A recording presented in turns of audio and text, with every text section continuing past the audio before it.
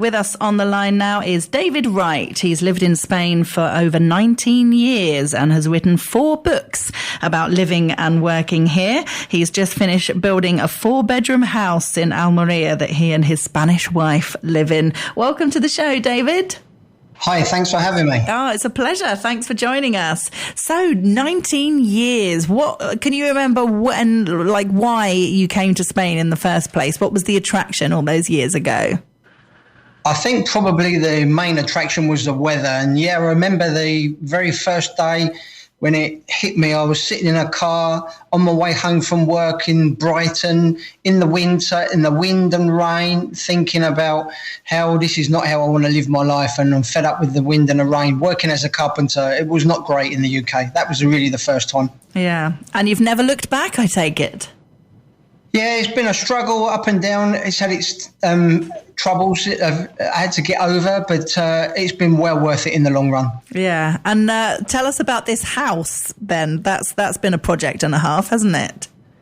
Yeah, it started off with I had a couple of properties here I've lived in over the time, and we looked at buying a place to renovate it and looked into the cost. And as I'm a builder and carpenter by trade, I said to my wife jokingly, with this sort of money, we could buy a plot of land and build our own house. And she sort of jokingly said, well, let's do it. And really, that's how it started. But we didn't really know what we were biting off when we started it, to be honest. Yeah. Has it been a challenge?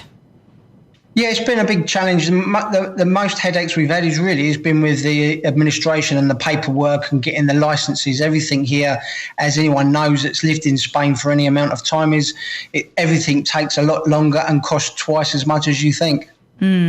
So do you regret doing it, or does you kind of feel now you've done it, are you kind of looking back thinking, oh, it wasn't as bad as it could have been? Well, it wasn't as bad as it could have been, I suppose. We've been a bit lucky, but we did a lot of research and we looked into it. And with my Spanish wife's help, working in the administration of offices and that, she's got some experience in where to get the paperwork and how to get it and how the system works. So that made things easier. But we did have a lot of struggles getting labour here to help us with the property. So we did pretty much everything apart from the structural work of the footings and that. We did everything ourselves over the last 2 years. But I definitely wouldn't.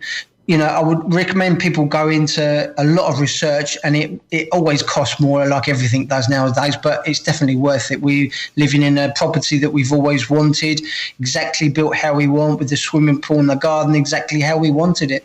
Oh, how lovely. So you're pleased with the outcome then? Yeah, it's still not finished. I've still got some wardrobes to build and fittings and fixtures to do in the kitchen and stuff like that. But it's an ongoing project, I think, which will go on forever. But, with the bank value of the property a little while ago, so we're quite pleasantly surprised at the price and happy that we did what we did. And how about these books that you've written? Yeah, I've got 4 books out on Amazon and Kindle. It's all under livinginspainbooks.com, and it's related to living and working in Spain. And really, I've started it off by posting some blogs and stuff about my struggles and things I've done and got over and problems I've had and how to get over them. And started up a Facebook group and a YouTube channel. And then somebody said to me, well, why don't you put it on a book and, do it that way? So with Amazon and Kindle now, you can do it in digital form. So every time I come up with a new material for my books, I just upload it instantly to the books. And then if people buy the printed version, it's printed off automatically by Amazon. So it's a great way of getting all my information out to people that want it. Yeah. So do you find a lot of people who are buying your books are people who have already moved to Spain, or people who are thinking about doing so?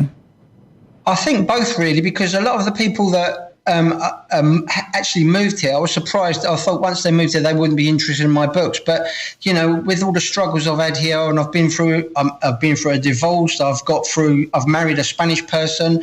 I've lost money on properties. I've bought and sold properties. I've bought land. So I've had a pretty much experience in pretty much everything you can think of here. So there are some tips in there that will save people time, money, and stress. So I think it's worth both types of market, really. The people that are living here now and the people that are yet to live here. Yeah. So have you had a lot of people ask your advice on various things over the years? Yeah, with the Facebook group and my podcast show that I have, we have regular discussions and stuff, and people are always posting questions for me.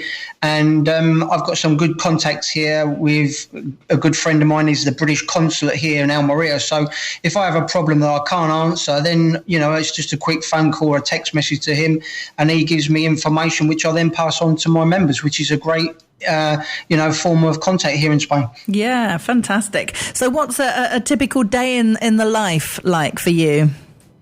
At the moment, I get up at first light because I like to get up early, and it's getting later each day now, but I still get up as soon as the dawn starts. And excuse me. And I always start on doing a little bit of exercise on myself. I'm nearly 60 now. I'm 60 next week, so I'm not as young as I used to be, but I keep myself fit. I think the house builder's kept us going, but really, it's working on the house. That's my full-time job. I'm not retired as such. I don't draw a pension or anything, and I think I'll never retire with the work that's constantly needed on this house. Yeah. And what's the area like where you live? Whereabouts in Almeria are you? Well, I moved to Almeria from the start, really, and it was just luck because I looked at a travel agent and said, where's the nearest holiday you can book me to come out and have a look? And they said Almeria, and I didn't even know where that was. And I said, what's the nearest airport? And they said, well, it's got its own airport. So that really did it for me, and the flights were cheap back then. So when I first came to Almeria, we live literally 5 minutes from our house to the beach by car, and 5 minutes to the airport. So it's very central. We still travel a bit, so it's handy that way. I'm out of Almeria city, but it's there if I want it. But where we live is quite quiet. I live in a gated community near the beach, and I love the lifestyle. Oh, fabulous. And have you made lots of friends there in the area? Yeah, not so many English people now. Where I used to live before, there was more of an English crowd. They're more touristy. But where I am here is hardly any English people at all. In fact, I've only got one distant neighbour that is English. But I still, most of my friends here are Spanish now through my wife and through work and jobs that I've done here over the past. But yeah, there is a few English people here in this part of Spain, but not so many. In town, in Almeria city and in Roquetas and a few of the other subsidiary towns and villages, there are more English people. But here where I live, it's not very touristy. We don't get many. Yeah. So if people are listening in the UK thinking about moving to Spain, selling up and relocating here, what advice would you give them? Well, I was talking to some people today, and they're saying that Brexit's killed it, the COVID and everything else. It's so difficult to move here now. Yeah, things have changed and the requirements are different here now.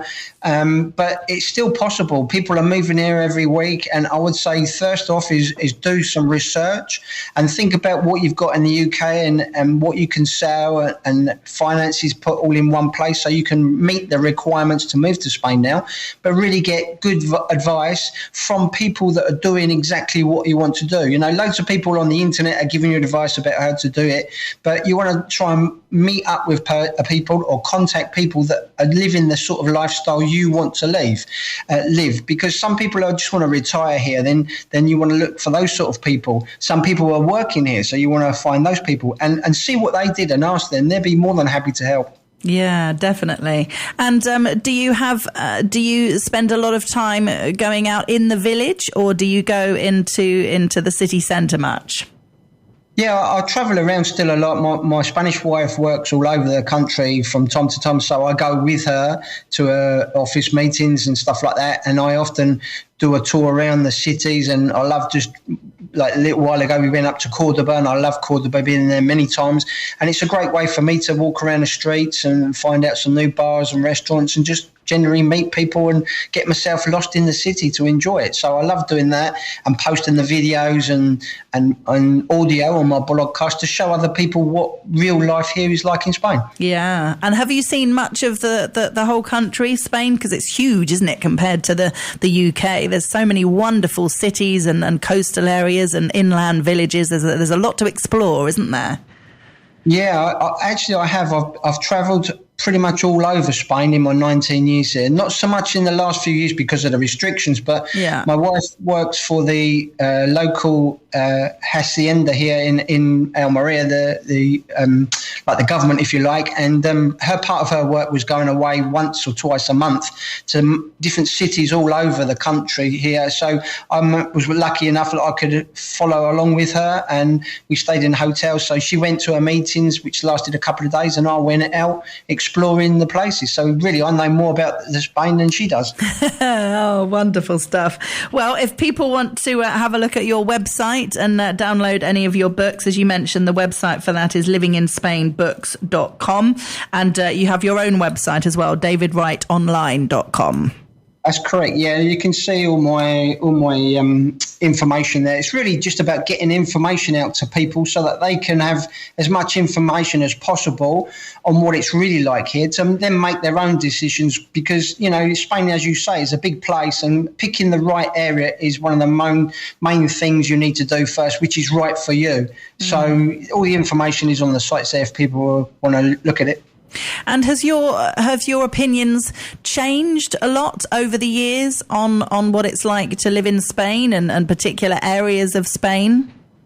Yeah, there's some areas. I personally now I don't like the touristy areas. I don't like where there's lots of British people. But I would say move to a place like that to begin with, because they can really help you get to know Spain and the area, where you need to get your telephone from, pay your light and electric bills, things like that. So it's a good source. I wouldn't say go straight out into the country unless you're fluent in Spanish. Yeah. And again, that's another thing you need to do. Definitely learn Spanish. People say, well, you know, they speak English there. Well, they do, but when it comes to doing your daily bills or phone calls and stuff like that, you do need to learn Spanish. And that's the biggest helpful advice I can give anybody. Yeah, great advice. Well, David Wright, it's been lovely to chat with you. Thanks so much for joining us. Great. Thanks for having me. Take care. Bye-bye.